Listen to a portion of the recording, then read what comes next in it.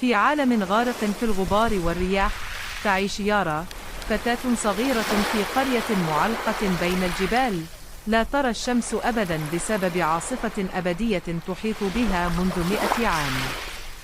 يحكون أن في قلب تلك العاصفة هناك حجر أزرق يسمى قلب الريح، من يجده يستطيع السيطرة على الرياح وإنهاء العاصفة إلى الأبد.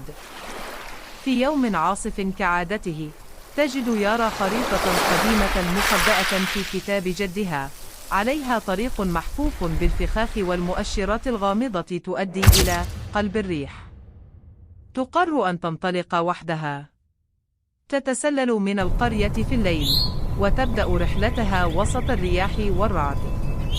تمر من خلال جسور مكسورة، وتتفادى شقوقا في الأرض تسحب كل من يقترب.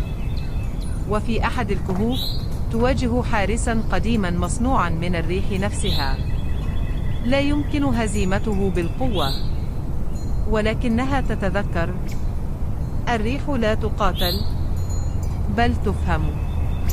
تغمض عينيها، وتبدأ في عزف نغمة على صفارة جدها، نغمة قديمة منسية. وفجأة يهدأ الحارس، ويفتح لها الطريق. في النهاية تصل يارا إلى مركز العاصفة، تلمس الحجر الأزرق، وتهمس: لقد فهمتك. فتتلاشى العاصفة للمرة الأولى منذ قرن. وتشرق الشمس على القرية لأول مرة في حياة يارا.